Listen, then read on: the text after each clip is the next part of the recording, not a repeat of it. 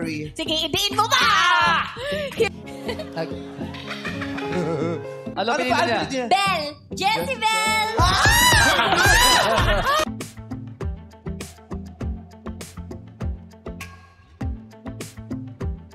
Bunot na naman ngayong araw sa It's Showtime si Chinita Princess Kim Chiu. Sa latest episode ng It's Showtime ay inasar ni Bong Navarro at Vice Ganda si Kim hinggil sa buhay pag-ibig nito. Una na nga dito si Meme Vice.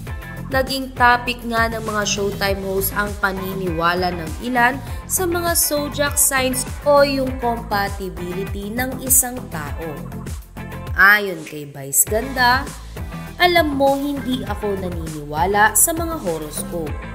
Lalo na sa dyaryo kasi nung college ako, yung best friend ko writer siya. Nagsusulat siya ng ganyan sa dyaryo.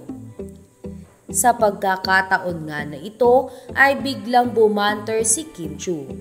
Ayon kay Kim, oo charot-charot lang yan, favorite ko pa naman yung astrology.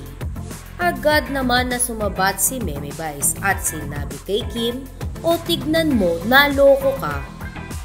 Tila nanlambot nga ang aktres sa sinabi ng komedyante sa kanya. Sa kabilang banda, hindi pa dito natapos ang pang-aasar ng Showtime host kay Kim Chiu. Dahil pagkatapos ni Vice ay si Bong naman ang nang-asar dito. Habang pinag-uusapan kasi ng Showtime host ang kanilang mga contestant, ay biglang tinanong ni Bong si Kim Chiu. Paano mo nalalaman kung gusto ka ng isang tao? Tanong ni Bong Navarro kay Kim Chiu.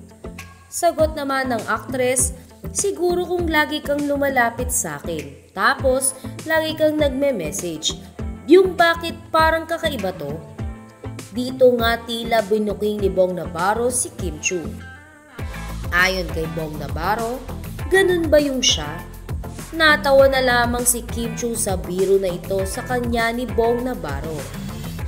Samantala, tuwang-tuwa naman ang mga fans ni Kim Chiu sa mga biro ng Showtime host sa kanilang idolo. Kanila ay talagang concern ng Showtime family sa buhay pag-ibig ni Kimi. Kaya naman dinadaan na lang nila sa biro ang pagbibigay ng suporta sa love life ni Kim Chiu.